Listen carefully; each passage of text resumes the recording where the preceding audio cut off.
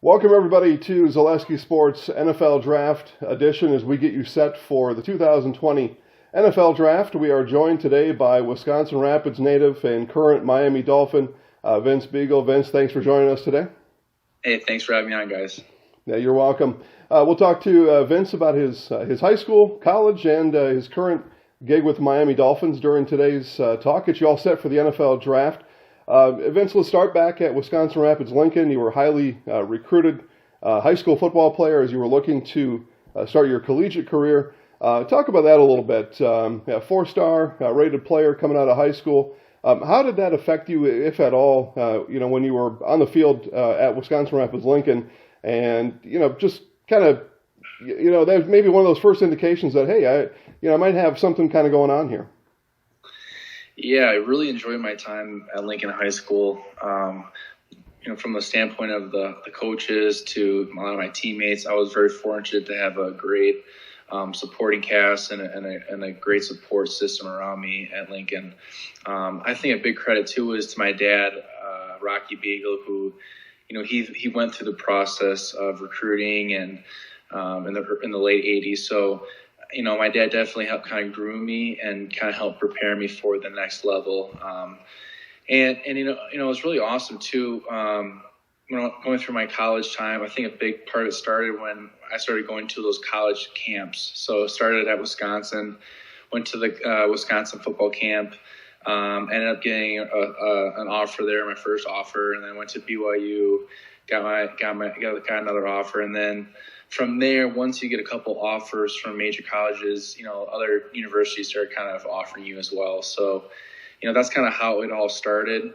And, I think a lot of the big credit to my dad and my family really, who kind of helped prepare me for that next step and kind of getting me ready for, Big Ten football. You mentioned it a couple times. You've got a family that played at a high level. You talked about your dad and some of your other relatives. How were they able to help kind of guide you as you were transitioning out of Wisconsin Rapids Lincoln and into University of Wisconsin? Yeah, I think a lot of big key players were, obviously my dad, Rocky Biegel, and then my grandfather, Ken Biegel, and then my brother, he ended up getting a full ride scholarship to Madison as well. Mm-hmm. My brother's just a year younger than me and ended up getting a scholarship to Wisconsin as well. So, it was really cool to have my brother and I both attending the university.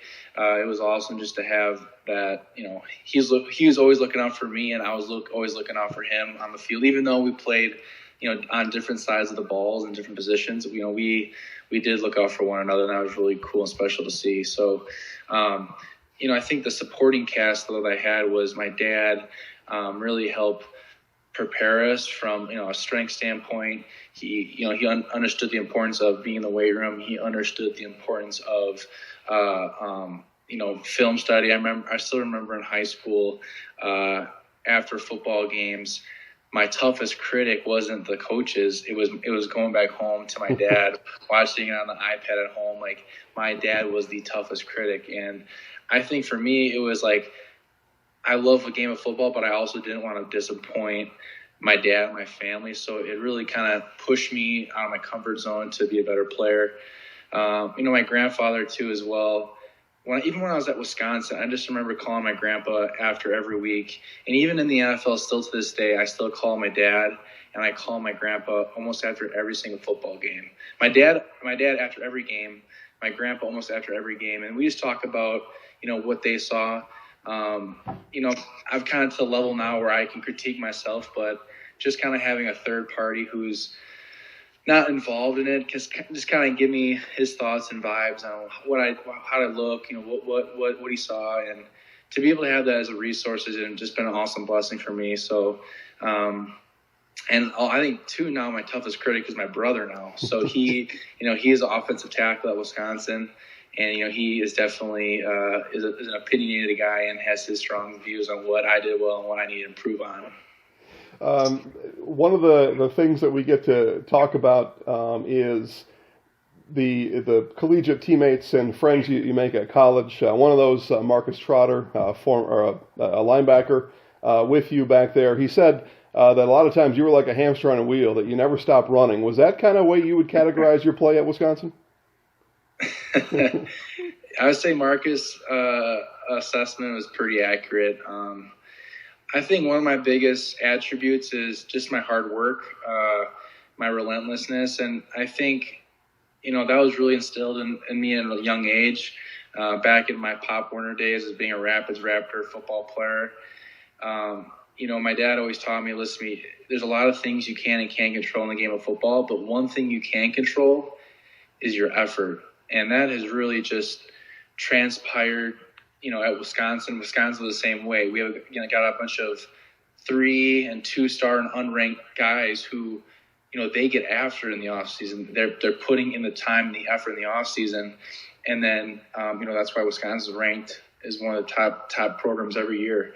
So I think just that hard work has really just been instilled in me from my early days as a football player to college, and now it's really transpired to the NFL, is just being relentless and being able to be hard work, because when you work hard, a lot of the other things seem to take care of themselves. NFL draft coming up on Thursday. In 2017, you were a 4th-round draft pick, and you lived every Wisconsin kid's dream. You were drafted by the Green Bay Packers. Talk about your draft day experience and what you knew coming into that day. Did you know a phone call was coming on that particular day? And then just on the other end is the Green Bay Packers. Yeah, I actually had a draft party the night before. So, the first night's a first rounder. I sat my family over, was watching it. And the second night's like the second and third rounders. And, I was projected kind of somewhere in this, anywhere from late second to early fourth. So I ended up having a draft party, that the second day. And it was really tough, sitting here just hearing name after name after name go by without getting the phone call. So it was really tough that night, being able to lay my head on the pillow, because I didn't talk to Green Bay at all throughout the process. And it was funny because the Buccaneers, who actually had a couple picks after the Packers, they called me earlier before the draft started and said, "Hey, Vince, we're going to take you." So I actually thought I was going to Tampa earlier that day. And then, it was funny because I was just sitting in, and all of a sudden I got a Green Bay area code. And Green Bay was already on the clock, so I thought that, they already picked their guy and we're moving on. So to get that call from Mike McCarthy, Ted Thompson was really special. And, I only was in Green Bay for 1 year, year and a half, but I really cherish that time. And, I have a lot of respect for the organization. And at the end of the day, it's a business. And, the Green Bay, they did what they had to do as a business. And, I think for me, I'm thankful that I was able to move on, because I've been able to flourish in different ways, being outside of Green Bay now. You talk about the NFL being a business. There's no doubt about that. And your business is conducted in Miami. Now, you mentioned it, the year and a half in Green Bay, New Orleans in 2018, and then traded to the Dolphins. We're actually seeing your game against the Giants being played right behind me right now. But your season with Miami last year, 59 tackles, 2.5 sacks, an interception. You pick off Eli Manning. That stat line, translated into a contract. You signed your contract with the Dolphins here recently. Is that kind of stat line? Is that Vince Biegel now going forward? Is this the new, foundation and the new benchmark, and then going forward from here? I would say yes and no. I was happy to finally get a start, but those stats, I ended up having so many quarterback hits, so many quarterback hurries, that I was milliseconds away from having a 12-sack season. And that was the most frustrating thing for me, was having all this production from a rush standpoint and being able to get the quarterback at a high level, but that not transferring over to sacks. So I think for me, it's continue to build upon what I did this year and really and elevate my game next year. And where that all really starts is getting back to the basics, and that's attacking your off-season program, getting back in the weight room, working your fundamentals. So is that the Vince Biegel going forward? You know what? It is and it isn't, because I want to continue to build upon what I've already put down, and I want to get better and continue to elevate my game and my play every single year. Vince, we'll let you sign off with this. I mentioned it, our 2020 draft series going on right now here with you, advice to guys. Tyler Biadasz, our audience just saw him. He's expected to be on that Friday, maybe Saturday list. What's some advice you can give to some of these guys waiting for that phone call? Yeah, I've really actually been staying in touch with those guys. I trained with those guys in the last off season, last summer, right before our training camp started in New Orleans. I actually go back to Madison and train with the guys. I hop right back in the stretch lines. I hop right back in the same lifting groups. Don't skip a beat, and I do that because I love the intensity. I love the way those guys come in and work, and I've been able to build a relationship. And what I've been able to talk to guys like Chris Orr, Zach Bond, Tyler Biadasz, what I've said to these guys is continue to do what we did at Wisconsin, continue to work hard. These veterans don't want to know.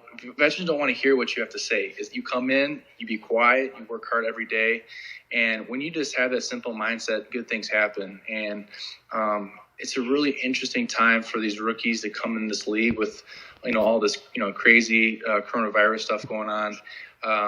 It's really unprecedented at times, not just for them, but for guys who've been around the league like myself for going on 4 years now. I think it's important for these young athletes, these young rookies, to be adaptable and be able to be fluid through these situations and be able to, kind of latch on it and being able to be, be adaptable through these times. So I think at the end of the day, though, what we did at Wisconsin will prepare these guys not just for the NFL, but for life for many years to come. Yeah, well, excellent. Well, Vince, we really appreciate your time today. Best of luck in Miami this year. We'll all be watching. Thanks a lot.